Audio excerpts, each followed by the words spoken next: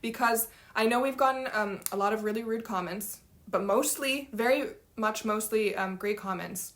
But people have said, oh, you know, people take drastic choices when you put out the date and this and that. Okay, so that is, I want to say this, and it might be a hard pill to swallow. Better that people are warned and really think it's going to happen and get right with Christ,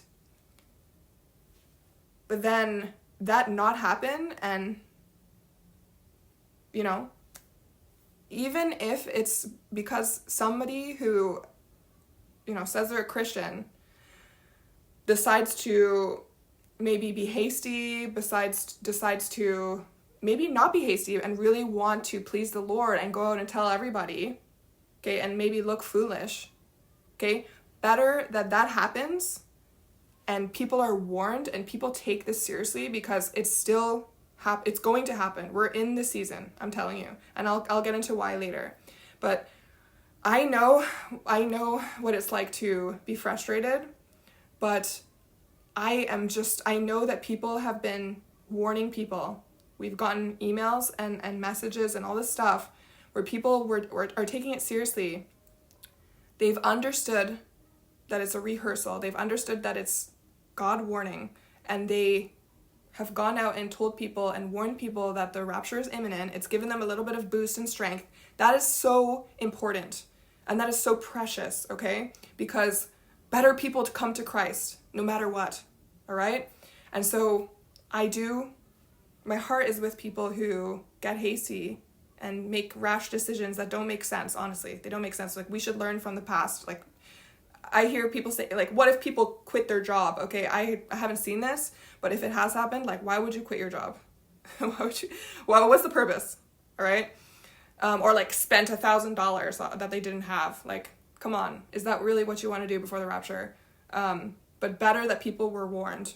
This is really important. Okay, because if it really does happen tomorrow, I'm not saying it does, I'm just saying hypothetically, at least they were warned and possibly got ready. Even if one person got ready, it's worth it. It's worth me looking like a fool if people are pursuing Christ even more. Okay, so enough with the trying to make us feel guilty with baseless claims. All right, but as for the people who were really excited and who are being respectful and maybe feel down, all right, I know that when God is saying, I'm picking up my bride on May 22nd, he is making an analogy to the third hour, to the ninth hour, the Ophiuchus hour, all right?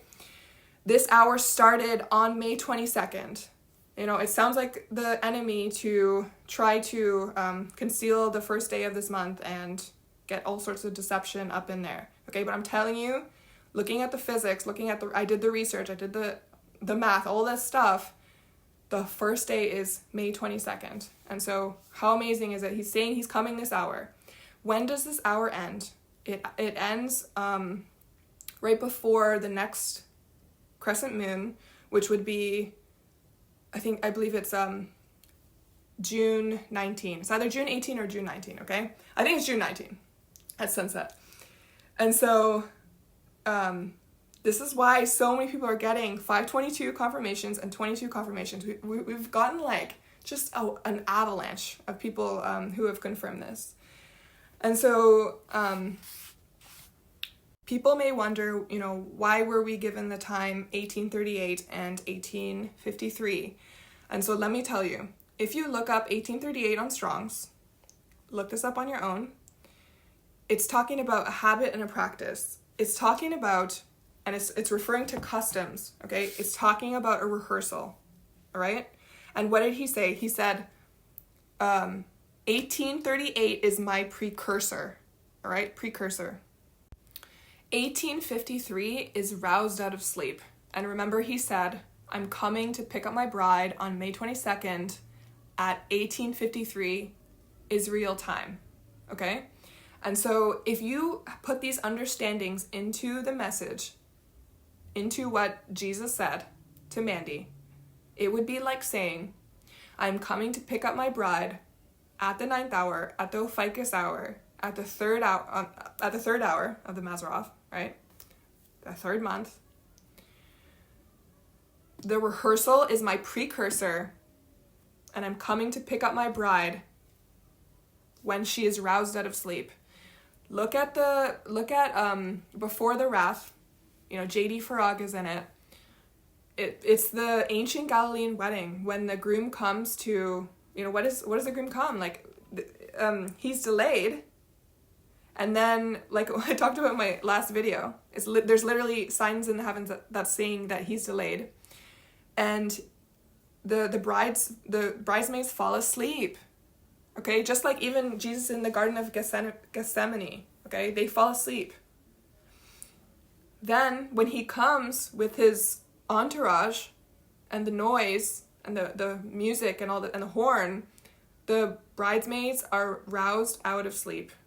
Okay, and are you a bridesmaid with oil or not? Do you have to go get oil somewhere?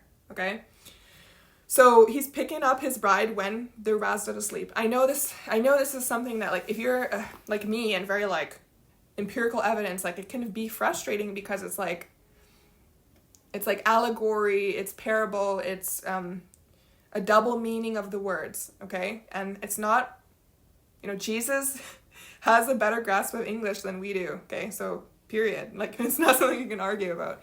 And so he does these things, and he wanted us to really think it was on the 22nd so that we will go on the live and we're gonna like say, he's really coming, and make people really believe it so that people will really be ready. It's really a rehearsal. Okay, and so now hopefully that's passed. I can go past that. I'm sure I'm gonna get hate comments for that, but that's fine, whatever. Let me get into the really cool stuff, how this basis has set up this revelation outpouring from the Holy Spirit that he's given me for the past 2 nights. Okay, so let me just blow your mind, hopefully.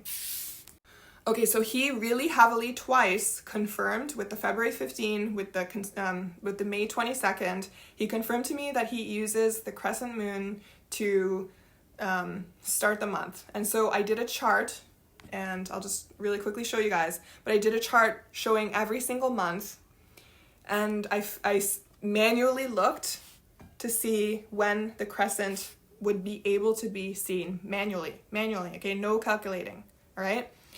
And so this allowed me to see when the start of every single month is.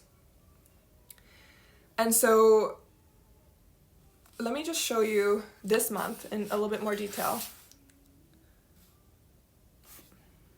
Okay, so the 4th month would officially start on 6/19, all right? On the 19th at sunset, the moon is able to be seen.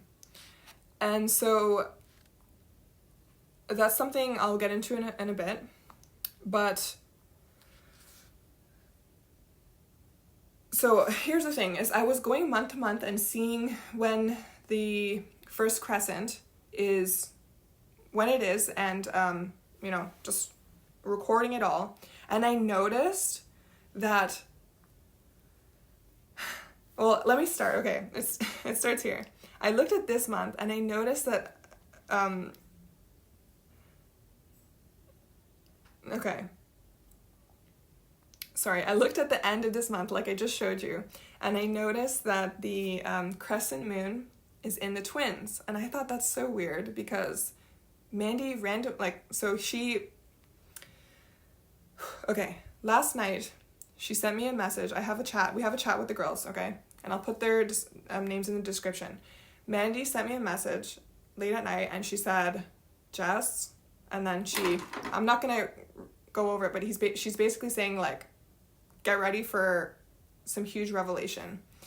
And I woke up at 2:22, and all of a sudden the Holy Spirit came upon me and showed me he showed me the missing piece to the Mazzaroth, okay, and that clicked everything in place. Okay, so the missing piece, it's actually the crescent moons.